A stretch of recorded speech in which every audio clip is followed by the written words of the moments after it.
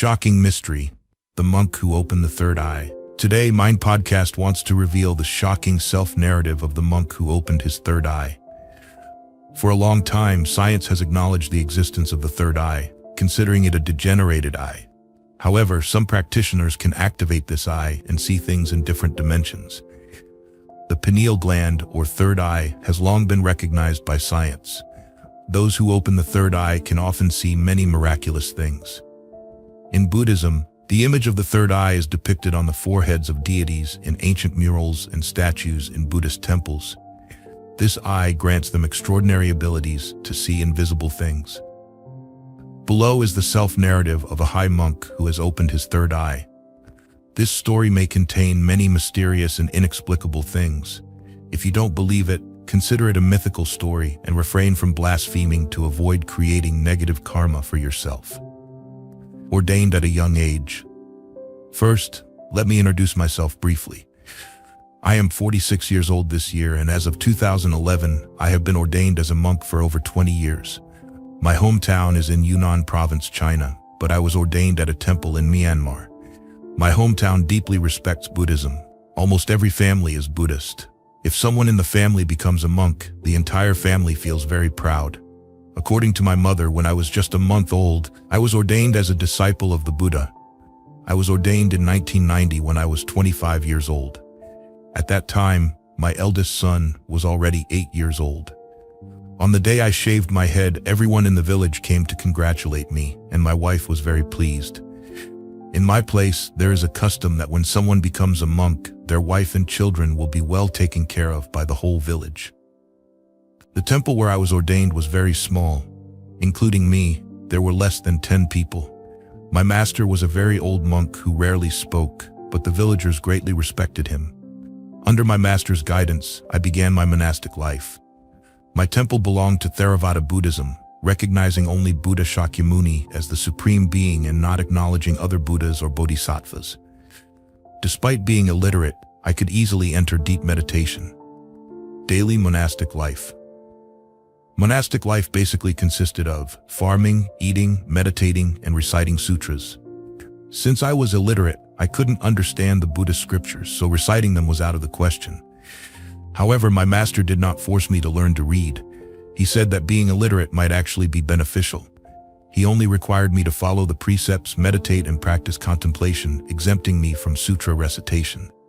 Later on, I became literate due to other circumstances. In Theravada Buddhism, we attain concentration through strict adherence to precepts and focusing the mind. From concentration comes meditative absorption, and from meditative absorption, wisdom is born. Interestingly, my fellow monks and even my master found it challenging to enter deep meditation, managing it only a few times a year.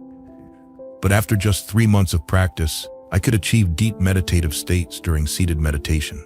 I know many lay practitioners meditate but rarely experience deep meditation. In reality, deep meditation is like this. People sit cross-legged, eliminating distracting thoughts, gradually entering complete stillness. In this state of stillness, all sensory functions of the body are lost. One feels as if only a few minutes or seconds have passed, but upon emerging from meditation, several hours have gone by. My master said my quick entry into deep meditation was due to my illiteracy, opening the third eye. In the summer of 1991, I had been ordained for over a year. One evening, under my master's guidance, all the monks in the temple sat in a circle around the Buddha's staff. Suddenly, I entered deep meditation. I felt I had meditated for about an hour, but upon emerging, my fellow monks said I had been sitting there for 7 days. Moreover, during those 7 days, a 7-colored halo continuously radiated from my head, visible to the naked eye. No one could explain where this halo came from. A few days later, I suddenly realized that I could see objects with my eyes closed, even more clearly than with my eyes open.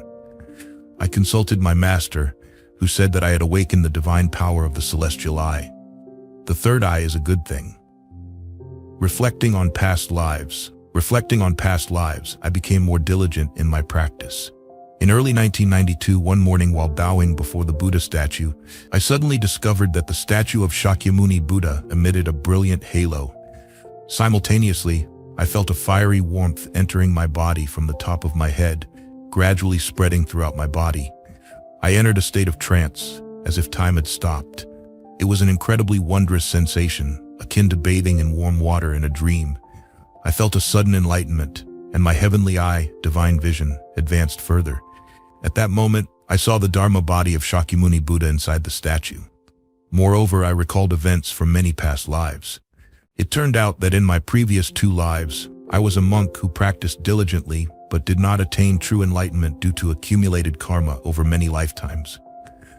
Nevertheless, each time before passing away, I vowed to continue practicing in the next life. Hence, in this life, I entered the Buddha's gate once again, continuing my past affinity.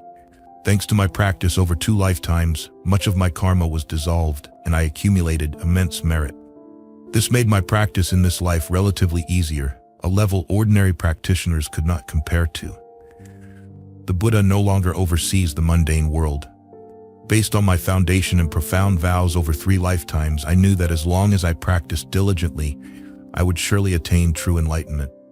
Unfortunately, as soon as I recalled my past lives, the Dharma body of Shakyamuni Buddha revealed to me that the Dharma he transmitted could no longer be sustained and could no longer save people, nor could it help them achieve true enlightenment. Moreover, he was about to abandon the mundane world and no longer oversee its affairs. Hearing this distressing news, my heart was filled with sorrow, and tears flowed continuously. I asked the Buddha, "If you abandon the human realm, who will guide and save devoted disciples like us?" The Dharma body of Shakyamuni Buddha replied, "When one person leaves, another will naturally come. Among the 84,000 Dharma gates, there will naturally be a path to guide you to the other shore of nirvana." With that, the Dharma body vanished and was no longer visible. I relayed this situation to my master and others.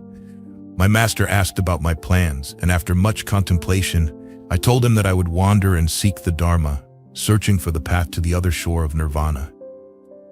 Opening the third eye. Opening the third eye is not mysterious. Earlier, I mentioned the heavenly eye. I know many people are interested in this, so I will elaborate. What is called the heavenly eye, the third eye, or the pineal gland, is what Taoists refer to as the mud pill palace. Everyone has a pineal gland. Through cultivation and energy enhancement, anyone can open the heavenly eye. It's not mysterious at all. Viewing the world through the heavenly eye is vastly different from using physical eyes. This is beyond ordinary imagination. With physical eyes, one can only see in one direction and one surface from a fixed position. But with the heavenly eye, one can see the entire spatial orientation and all knowledge at once. For instance, when looking at a person, people with physical eyes can only see one aspect, and only superficially. But with the heavenly eye, one can see each cell of the person and even perceive their thoughts. Remembering past life memories and suddenly gaining literacy after opening the third eye, especially after recalling past events, I became literate. I could understand a book just by glancing at it. Modern high-tech appeared simple to me, and I could grasp it instantly. In Buddhism, the heavenly eye is divided into 5 levels: fleshly eye, heavenly eye, wisdom eye, dharma eye, and Buddha eye. When I first opened the heavenly eye, I was at the fleshly eye level. By the time I wandered, I had reached the dharma eye level. At the dharma eye level, I could see all the knowledge of humans and animals and observe the karmic connections of 3 lifetimes. However, I couldn't see the future path of beings. Opening the third eye is not superstitious. The heavenly eye can be explained scientifically. For example, the human eye can only see visible light, but not X-rays, gamma rays, or even stronger rays, which are innumerable and omnipresent. The pineal gland can perceive these rays. Understanding the human and animal divide. Why can't animals cultivate? Some may know that animals are not allowed to listen to the Dharma or practice cultivation. Why is that? Because animals lack the essential elements for cultivating Buddha Dharma. They don't possess a human body. So how are humans and animals fundamentally different? There are 2 key points: the dantian and the pineal gland. The dantian stores the primordial energy of the universe, superior to yin-yang energy, also known as the original qi, extremely precious. The pineal gland is the miniature image of the great universe, where the human soul is sealed before rebirth. Why does everyone have Buddha nature? It is because of the Buddha's imprint before rebirth into the human realm. This is the source of human goodness. With these two elements, humans can cultivate and are worthy of hearing the Buddha Dharma. The preciousness of the human body lies in this. Humans are called the spirit of all things because they possess the Buddha's imprint. Animals don't have innate goodness. They lack the pineal gland and the dantian, thus are unworthy of hearing the Buddha Dharma. If you don't believe it, look at animal dissections. No animal has a pineal gland, only humans do. The reality of Darwin's theory. Speaking of Darwin's evolution theory that claims humans evolved from apes is nonsense. Scientists explain the pineal gland as the atrophied third eye. But why don't monkeys, chimpanzees, or any primates have a third eye? And why don't they have a pineal gland? I have seen the truth with my heavenly eye. Darwin was actually a demon king reincarnated to mislead humanity, primarily to undermine people's belief in God and Buddha, making them believe they evolved from apes. Opening the third eye revealed why Shakyamuni Buddha abandoned humanity. People believed in Darwin's absurd theory, ignoring divine existence. This is both humiliating and laughable. Shakyamuni Buddha abandoned humans because most don't believe in God or Buddha, making the Buddha Dharma ineffective for such people. Thus, he had no choice but to let go. Divine beings have immense wisdom, compassion, and powers, but cannot change the human heart. Without a change in heart, even divine beings are helpless. Humans no longer believe in God or Buddha, nor do they want to cultivate, unlike animals whose pineal gland is not sealed, making their wisdom fully open. Humans mistakenly think they are smarter than animals, but animals understand everything and strive to obtain a human body for cultivation. Current situation. Many people in the world appear human but are actually possessed by animal spirits. Prostitutes have these spirits. Most willingly entering prostitution have fox spirits. They steal human essence. In Beijing, a brothel called Heaven on Earth was found where all prostitutes were possessed by fox spirits. The demonic aura was overwhelming. Visiting brothels reduces fortune and lifespan because of these spirits stealing human essence. People in vegetative states have no physical damage. Their organs function normally but lack consciousness because their soul has entered the cycle of rebirth. Some wake up after many years in a vegetative state, as their soul re-enters their body.